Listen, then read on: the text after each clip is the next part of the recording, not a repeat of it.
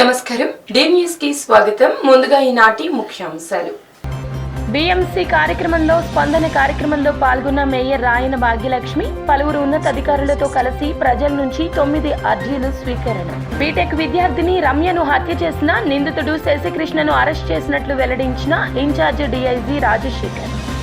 Corporate పాఠశాలలకు దీటుగా అంతర్జాతీయ ప్రమాణాలతో మనబడి నాడు నేడు కార్యక్రమాన్ని ప్రారంభించిన AP CM YS Jagan. BMC కార్యాలయంలో నిర్వహించిన స్పందన కార్యక్రమంలో మేయర్ రాయన భాగ్యలక్ష్మి పలువురు ఉన్నతాధికారులతో కలిసి ప్రజల నుంచి 9 అర్జీలు స్వీకరించారు. ప్రజలు సమర్పించిన అర్జీలను స్వీకరించి వెంటనే పరిష్కరించాలని ఆమె ఆదేశించారు. నగరపాలక సంస్థ ప్రధాన కార్యాలయంలో నిర్వహించిన స్పందన కార్యక్రమంలో మేయర్ రాయన భాగ్యలక్ష్మి పలువురు ఉన్నతాధికారులతో కలిసి ప్రజల నుంచి 9 అర్జీలు స్వీకరించారు. పట్టణ ప్రణాళిక విభాగం, ఇంజనీరింగ్, పబ్లిక్ హెల్త్ తదితర విభాగాలకు సంబంధించి 9 సమస్యలు మేయర్ దృష్టికి తీసుకొచ్చారు. కార్యక్రమంలో అదనపు commissioner U Sharadadevi, chief engineer M Prabhakar Rao, chief medical officer doctor G Geetabai, ADHJ Jyothi, estate officer doctor A Sridhar తదితరులు ఉన్నారు.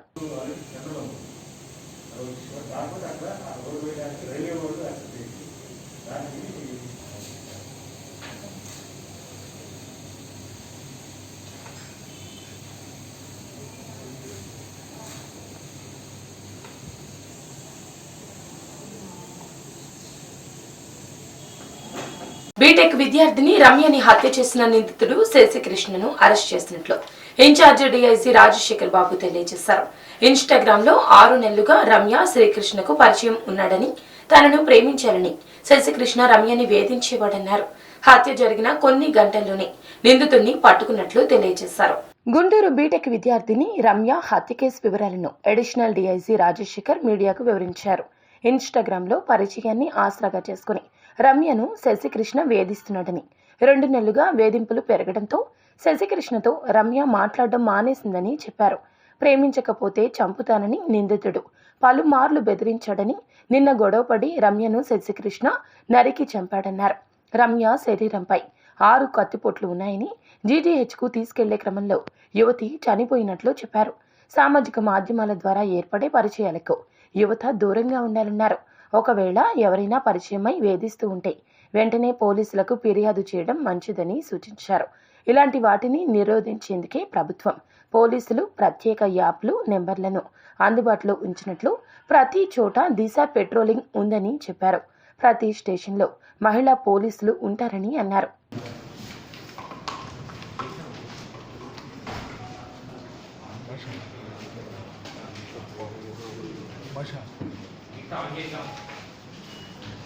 కార్పొరేట్ పాఠశాలలకు దీటుగా అంతర్జాతీయ ప్రమాణాలతో కూడిన విద్యను అందించడం కోసం ఏపీ సీఎం వైఎస్ జగన్ మనబడి నాడు నేడు కార్యక్రమాన్ని ప్రారంభించారు. తొలి విడత కింద 3,669 కోట్లతో సర్వాంగ సుందరంగా 15,715 ప్రభుత్వ స్కూళ్లని ఆధునీకరించారు. సోమవారం నుండి పాఠశాలల పునః ప్రారంభం సందర్భంగా సీఎం జగన్ సోమవారం వీటిని విద్యార్థులకు అంకితం చేశారు. తూర్పు గోదావరి జిల్లా పి గన్నవరం జెడ్పీ హైస్కూల్ వేదికగా జరిగిన ఈ కార్యక్రమానికి సీఎం జగన్ ముఖ్య అతిథిగా హాజరయ్యారు. ఈ సందర్భంగా సీఎం జగన్ మాట్లాడుతూ, ఒక మంచి కార్యక్రమానికి ఈరోజు శ్రీకారం చుట్టాం. నేడు 3 కార్యక్రమాలు జరిగాయి. మొదటిది ఈ రోజు నుండి బడులు తెరుస్తూ ఉండగా, మరొక 2 కార్యక్రమాలు జగనన్న విద్యా కానుక, నాడు నేడు 2వ దశ పాఠశాల పనులకు శ్రీకారం చుట్టడం. పిల్లల భవిష్యత్తు దృష్ట్యా స్కూళ్లు తెరిచే కార్యక్రమానికి శ్రీకారం చుట్టాం. 2 ఏళ్ల నుంచి విద్యార్థులు పాఠశాలలకు దూరమయ్యారు. WHO, ICMR సూచనల మేరకు బడులు తెరిచాం. కోవిడ్ పాజిటివిటీ రేటు 10% కన్నా తక్కువగా ఉన్న గ్రామ సచివాలయాలు యూనిట్గా తీసుకుని స్కూళ్లను ప్రారంభించినట్లు తెలియజేశారు.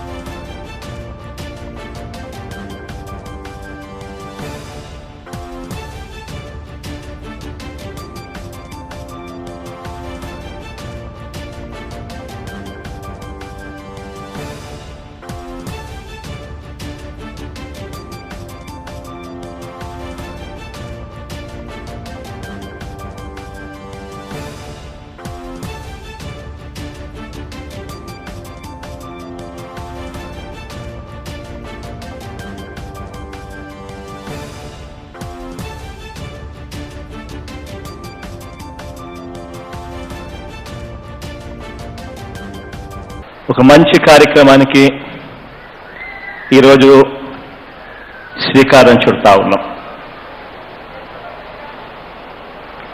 పి గన్నగారు నియోజకవర్గంలో ఇక్కడ ఉన్న చిట్టి పిల్లలు, అక్క చెల్లెమ్మలు, సోదరులు, స్నేహితులు, అవ్వాతాతలు అందరికీ కూడా ముందుగా హృదయపూర్వకంగా కృతజ్ఞతలు తెలుపుకుంటూ ఈ కార్యక్రమానికి ప్రారంభిస్తా ఉన్నాం. ఈరోజు ఇక్కడ 3 కార్యక్రమాలు ఈరోజు జరగబోతా ఉన్నాయి. ఇందులో మొదటి కార్యక్రమం ఈరోజు నుంచి బడులు కూడా బడులు తెరుచుకుంటున్నాయి. ఈ రోజు నుంచి కోవిడ్ తీవ్రత కారణంగా బడులన్నీ కూడా రాష్ట్ర వ్యాప్తంగా మూసివేసి ఉన్న పరిస్థితులు మనందరికీ కూడా తెలిసినవే. దాదాపుగా ఇప్పటికీ 2 సంవత్సరాలు అయిపోయింది పిల్లలు పరీక్షలు కూడా రాయకుండా. ఇటువంటి పరిస్థితుల్లో WHO వాళ్ళు, ICMR వారు అందరూ కూడా బడులు తెరవాలి, బడులు తెరుచుకోవాల్సిన అవసరం కూడా ఉంది అని చెప్పి అందరూ కూడా చాలా గట్టిగా అడ్వకేట్ కూడా చేస్తూ ఉన్నారు. ఇటువంటి పరిస్థితుల్లో బడులన్నీ కూడా పూర్తిగా తెరిచే కార్యక్రమానికి ఈరోజు శ్రీకారం చుడతా ఉన్నాం. ఈరోజు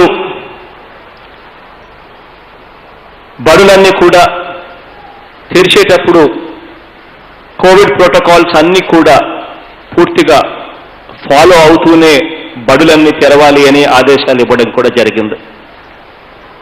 గ్రామ సచివాలయం ఒక యూనిట్గా తీసుకుని పాజిటివిటీ రేటు 10% కన్నా తక్కువ ఉన్న ప్రతి చోట కూడా బడులు ఖచ్చితంగా తెరవాలి అని చెప్పి ఆదేశాలు ఇవ్వడం జరిగింది. రాష్ట్రంలో లా అండ్ ఆర్డర్ ఉందా అని మాజీ ఎమ్మెల్యే బోండా ఉమా ప్రశ్నించారు. పట్టపగలే నడి రోడ్డుపై గుంటూరులో రమ్య అనే మహిళను హత్య చేయడం దుర్మార్గమన్నారు.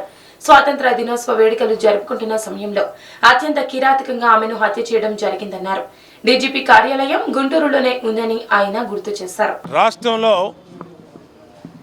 లా అండ్ ఆర్డర్ అనేది ఉందా అని ఈ సందర్భంగా ఈ ప్రభుత్వాన్ని ప్రశ్నిస్తూ ఉన్నాం.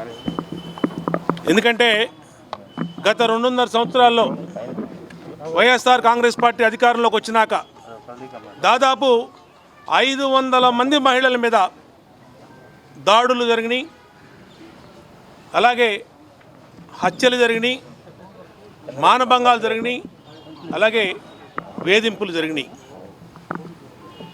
గన్ను కంటే ముందు వస్తాడు జగన్ అని చెప్పి అన్నారు. ఇవాళ గన్ను లేడు, జగను లేడు.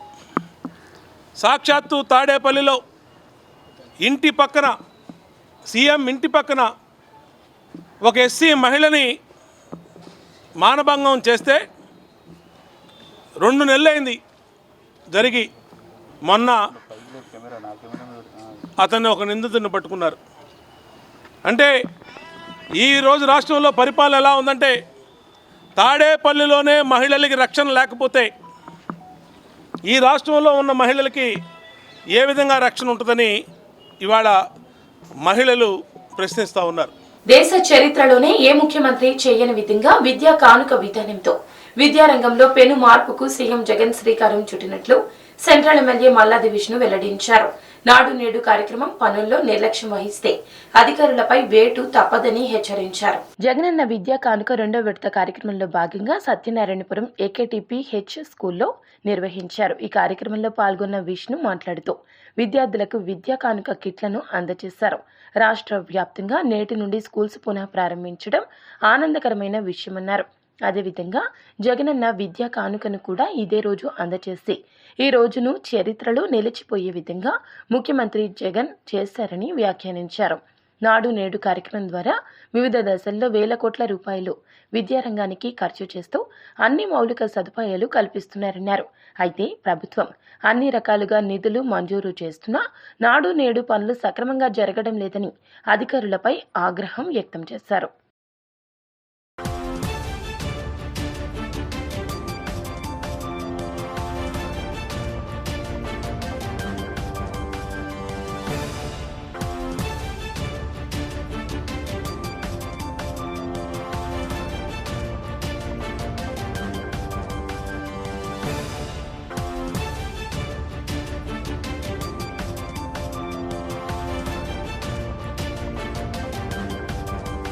నాడు నేడు కార్యక్రమాలు మొదటి దశని పూర్తి చేసుకుని రెండవ దశలోకి అడుగుపెట్టారు.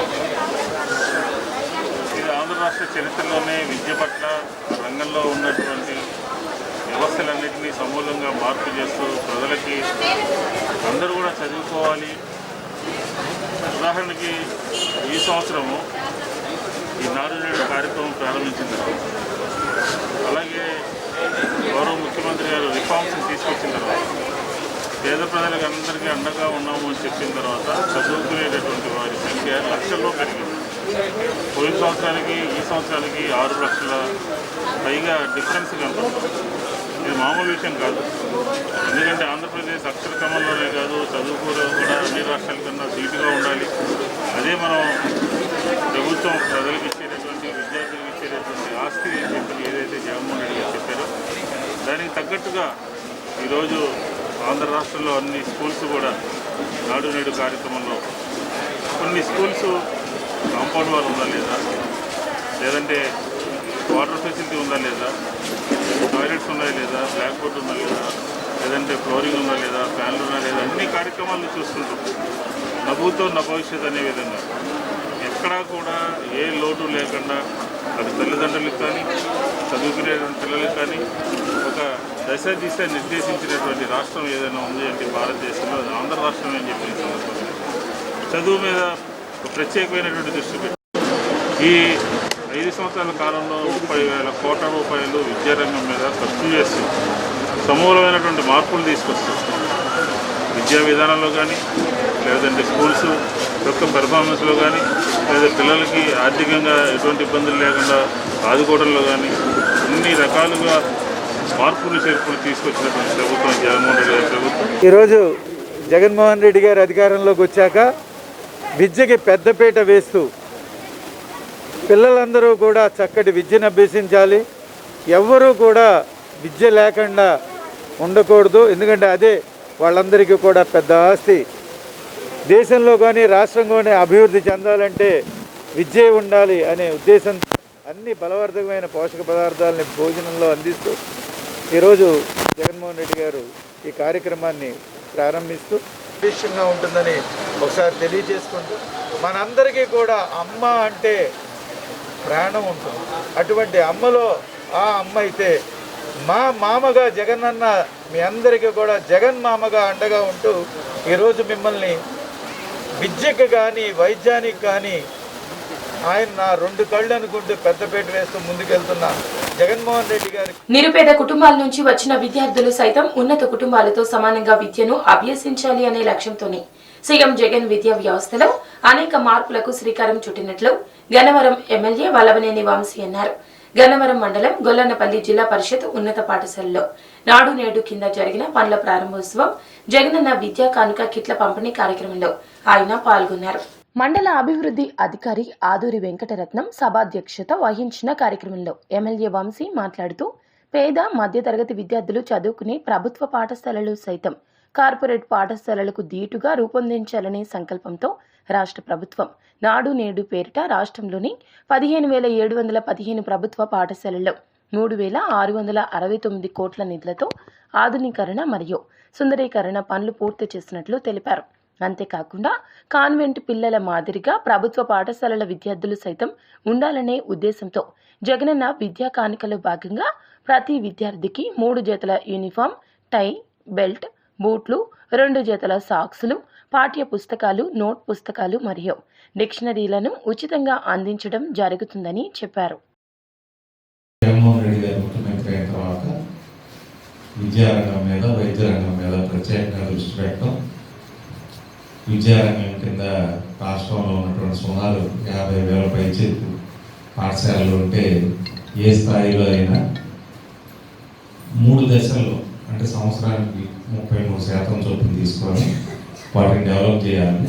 అక్కడ ఏమైనా వస్తువులు లేకపోతే మెరుగైన వస్తువులు ఇవ్వటం, క్లాస్ రూమ్స్ లేకపోతే క్లాస్ రూమ్స్ కట్టడం, ఎడిషనల్ ఫెసిలిటీస్ ఇవ్వటం, కంప్లీట్గా ప్రైవేటు విద్యాలయాలకి, కార్పొరేట్ స్కూల్స్కి ఏమాత్రం తగ్గని విధంగా ఫెసిలిటీ క్రియేట్ చేయడానికి నిర్ణయించుకోవడం జరిగింది.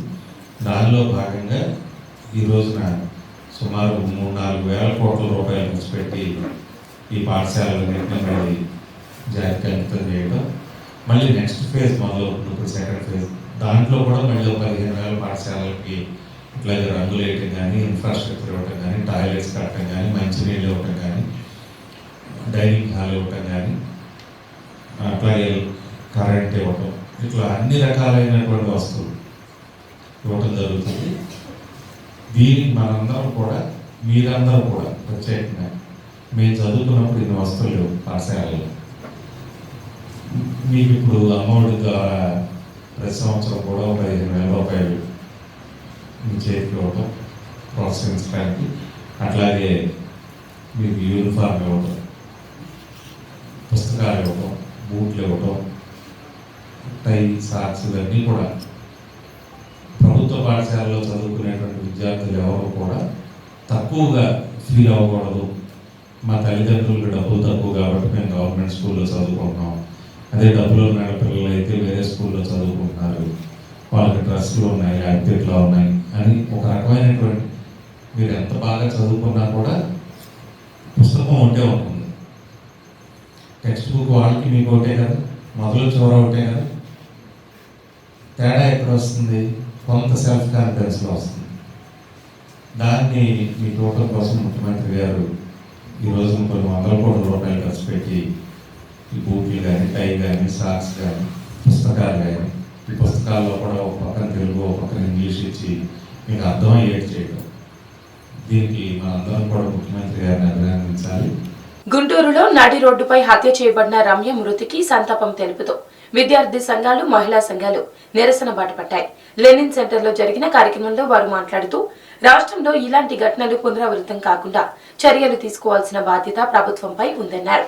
రమ్య మరణం మహిళా లోకాన్ని కలచివేసిందని చెప్పారు. నిన్న గుంటూరులో రమ్యని నడి బజార్లో అందరూ చూస్తూ ఉండగానే ఘోరంగా చంపివేయడం అనేటటువంటిది ఈరోజు రాష్ట్రంలో ఆడపిల్లల దుస్థితిని తెలియజేస్తా ఉంది. ఆడపిల్లలిద్దరూ కూడా వాళ్ళ తల్లిదండ్రులు ఒక కుగ్రామంలో కష్టపడతా ఉంటే నాయనమ్మ దగ్గర ఉండి కష్టపడి చదువుకుంటున్నటువంటి ఆడపిల్లల్ని ఈరోజు ప్రేమ పేరిట వేధించడం అనేటటువంటిది ఒక ఫ్యాషన్ గా మారడమే కాదు, ప్రేమని తిరస్కరిస్తే, వాళ్ళ కోరికల్ని తిరస్కరిస్తే చంపేస్తామనేటటువంటి దారుణమైనటువంటి పరిస్థితికి ఎందుకు నెట్టబడ్డారో ఈ ప్రభుత్వం ఆలోచించకుండా కాంపన్సేషన్ ప్రకటించేశాం చూడండి ఓహో అని చెప్పి చేతులు దులుపుకునేటటువంటి ప్రక్రియ సరైంది కాదని చెప్పేసి మేము భావిస్తున్నాం. మహిళల రక్షణ కోసం ఉన్నటువంటి మహిళా కమిషన్ చేస్తులుడిగా చూస్తా ఉన్నది. ఈరోజు రాష్ట్రంలో పనిచేస్తున్నటువంటి మహిళా సంఘాలని కానీ, విద్యార్థుల కోసం పనిచేస్తున్నటువంటి సంఘాలని కానీ, లేదు మేధావుల్ని కానీ ఇలాంటి హత్యాకాండ జరగకుండా ఏం చేయాలి అనేటటువంటి సంప్రదింపులు కానీ, లేదు వర్మ కమిషన్ ఇలాంటి హత్యాకాండ జరగకుండా తుది నుంచి ఏమి చేయాలి, మొదటి నుంచి ఏమి చేయాలి అని చెప్పినటువంటి రికమెండేషన్స్ ఏమాత్రం ఈ ప్రభుత్వం పరిగణలోకి తీసుకోవడం లేదు. ప్రేమ పేరుతో దాడులు, అత్యాచారాలు జరుగుతూ ఉన్నాయి. ఈ అత్యాచారాలు జరిగినప్పుడల్లా ప్రభుత్వాలు ఎక్స్గ్రేషియాలు ప్రకటించడం, తాత్కాలికంగా చేతులు దుడుకునేటువంటి పని మాత్రమే ఈరోజు కేంద్ర ప్రభుత్వాలు కానీ, రాష్ట్ర ప్రభుత్వాలు కానీ చేస్తూ ఉన్నాయి. వీటికి పరిష్కార మార్గాలు ఈరోజు చూడడం లేదు. ఈ రాష్ట్ర ప్రభుత్వం దిశ యాప్లు కానీ, దిశ పోలీస్ స్టేషన్లు కానీ ఇవన్నీ కూడా ఏమి రమ్యాని కాపాడలేకపోయాయని ఈరోజు ఎస్ఎఫ్ఐగా తెలియజేస్తా ఉన్నాం. సీఎం జగన్ గవర్నమెంట్ లో పార్టీ కోసం కష్టపడి పనిచేసే వారికి ఎప్పుడూ గుర్తింపు ఉంటుందని మంత్రి వెల్లంపల్లి స్పష్టం చేశారు. వైసీపీ ఆవిర్భావం నుండి అధికారంలోకి వచ్చేంత వరకు శ్రమించిన ఏకైక వ్యక్తి గుబ్బా చంద్రశేఖర్ అని గుర్తు చేశారు. ఇటీవల విడుదల చేసిన నామినేటెడ్ పదవుల్లో Andhra Pradesh environmental managing corporator chairman గా చంద్రశేఖర్ ని నియమించడం పట్ల హర్షం వ్యక్తం చేశారు. Andhra Pradesh environment management corporation chairman గా గుబ్బా చంద్రశేఖర్ బాధ్యతలు స్వీకరించారు. నగరంలోని ఓ కళ్యాణ మండపంలో సోమవారం జరిగిన ఈ కార్యక్రమానికి రాష్ట్ర మంత్రులు బాలినేని శ్రీనివాసరెడ్డి, వెల్లంపల్లి శ్రీనివాస్, మాజీ మంత్రి సిద్ధా రాఘవరావు, ఎమ్మెల్యేలు అంబటి రాంబాబు, మద్దాలి గిరి, మల్లాది విష్ణు, ఎమ్మెల్సీ డొక్కా మాణిక్య వరప్రసాద్, ఆర్యవైశ్య ప్రముఖులు, వైఎస్ఆర్సీపీ నేతలు హాజరయ్యారు. మంత్రి బాలినేని శ్రీనివాసరెడ్డి జ్యోతి ప్రజ్వలనతో కార్యక్రమాన్ని ప్రారంభించారు. అనంతరం జరిగిన కార్యక్రమంలో వెల్లంపల్లి శ్రీనివాస్ మాట్లాడుతూ వైఎస్ఆర్సీపీని అధికారంలోకి తీసుకురావడంలో శ్రమించిన ప్రతి ఒక్కరిని గుర్తించి సందర్భానుసారంగా సముచిత స్థానాలలో పదవులను కట్టబెడుతున్న ఆదర్శ ముఖ్యమంత్రి జగన్మోహన్ రెడ్డి అని కొనియాడారు. వైఎస్ఆర్, ఆయన తనయుడు జగన్మోహన్ రెడ్డి ఆర్యవైశ్యులకు తగు విధంగా రాజకీయ పదవులు కేటాయిస్తూ గౌరవిస్తున్నారని గుర్తు చేశారు. గుబ్బా చంద్రశేఖర్ వైఎస్ఆర్సీపీ బలోపేతం కోసం విశేష కృషి చేశారని తెలిపారు. పర్యావరణ కాలుష్యం నియంత్రణకు రాష్ట్ర ప్రభుత్వం నూతనంగా environment management corporation limited board ఏర్పాటు చేసి దానికి గుబ్బా చంద్రశేఖర్ ను చైర్మన్ గా నియమించడం స్వాగతిస్తున్నామన్నారు.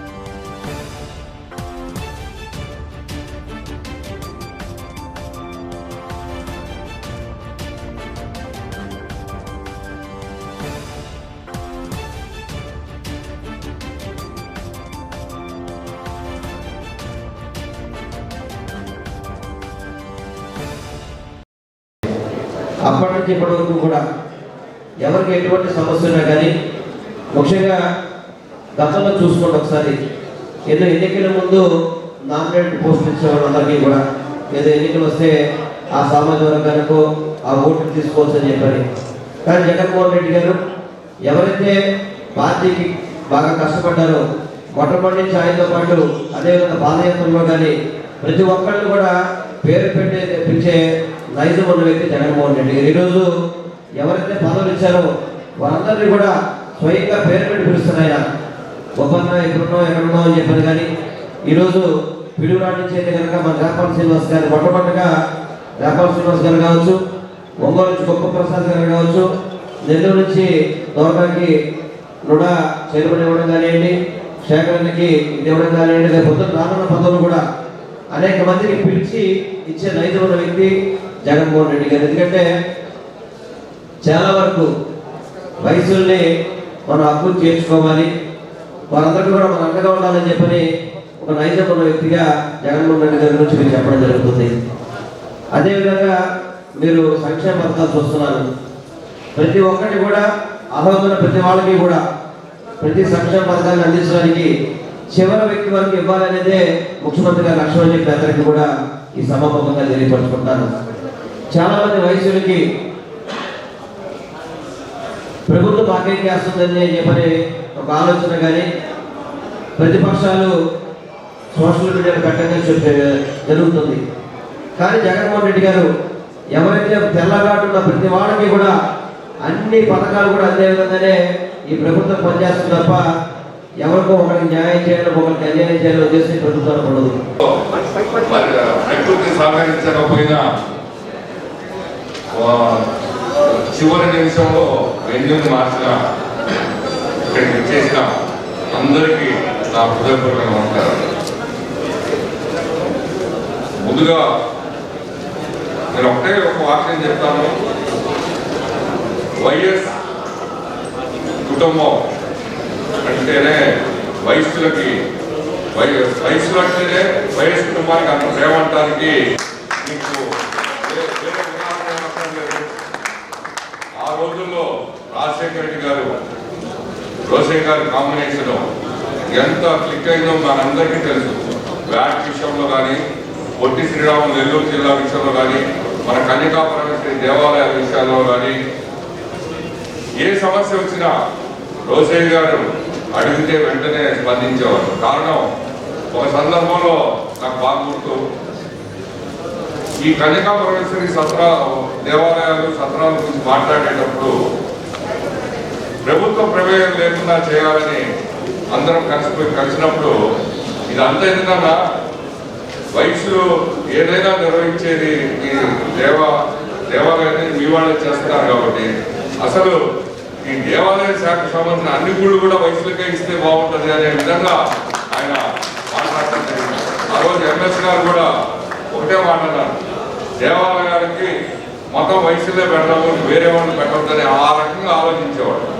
ఆ రకంగా తర్వాత మీరు గమనించి ఉంటారు, జగన్మోహన్ రెడ్డి గారు ముఖ్యమంత్రి కాగానే దేవాలయ ధర్మాలయ శాఖ మన వెల్లంపల్లి సీనన్నకి ఇవ్వటం, వాళ్ళిద్దరూ సీనన్న ఏది కోరినా ఇంతవరకు నాకు తెలిసి ఆయన మనస్ఫూర్తిగా అడిగితే అన్నీ అయినాయి. దాదాపు 4 నెలల సుదీర్ఘ విరామం తరువాత పాఠశాలలు పునః ప్రారంభమయ్యాయి.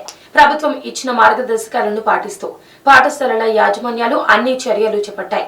విద్యార్థులు, ఉపాధ్యాయులు కరోనా బారిన పడకుండా అన్ని ముందస్తు చర్యలు చేపట్టినట్లు విద్యాశాఖ అధికారులు స్పష్టం చేశారు. రాష్ట్రంలోని ప్రభుత్వ, ఎయిడెడ్, ప్రైవేట్ యాజమాన్యాల పరిధిలోని అన్ని పాఠశాలలు సోమవారం నుంచి పునః ప్రారంభమయ్యాయి. కరోనా నేపథ్యంలో విద్యార్థులు, సిబ్బంది వైరస్ బారిన పడకుండా ఉండేలా విద్యాశాఖ జాగ్రత్తలు చేపట్టింది. పాఠశాలల వారీగా కోవిడ్ స్టాండర్డ్ ఆపరేటింగ్ ప్రొసీజర్ అమలుకు వీలుగా మార్గదర్శకాలు జారీ చేసిన సంగతి తెలిసిందే. ప్రతి తరగతి గదిలో 20 మందికి మించకుండా పిల్లలను అనుమతిస్తున్నారు. ఇక విద్యార్థులు తమ తల్లిదండ్రుల లిఖితపూర్వక అనుమతితోనే తరగతులకు హాజరు కావాలి. విద్యార్థులు, సిబ్బంది విధిగా మాస్కులు ధరించాలి. పాఠశాల లోపల, బయట పరిసరాల్లోనూ పూర్తిస్థాయిలో శానిటైజేషన్ అమలు చేస్తారు. పాఠశాలలు గతంలో నిర్దేశించిన సమయాల ప్రకారమే పనిచేస్తాయి. ఉపాధ్యాయులు, సిబ్బంది ప్రతిరోజు స్కూళ్లకు హాజరు కావాలని విద్యాశాఖ ఆదేశించింది. పిల్లల సంఖ్యకు తగిన మేర వసతి లేని పక్షంలో తరగతులను రోజు విడిచి రోజు నిర్వహించేలా ప్రణాళికలు రూపొందించారు. ప్రభుత్వ మార్గదర్శకాలను పాటిస్తూ నేటి నుండి తరగతులను ప్రారంభించామని సివిఆర్ స్కూల్ గణితను ఉపాధ్యాయుడు ఐ రాజు తెలిపారు. విద్యార్థులంతా ఎంతో ఉత్సాహంగా తరగతులకు హాజరయ్యారని ఆయన వివరించారు. మాస్కులు, శానిటైజర్లు వినియోగిస్తూ భౌతిక దూరం పాటిస్తూ తరగతులను నిర్వహిస్తున్నామని ఆయన స్పష్టం చేశారు. జగనన్న విద్యా కానుకలను కూడా పంపిణీ చేశామన్నారు.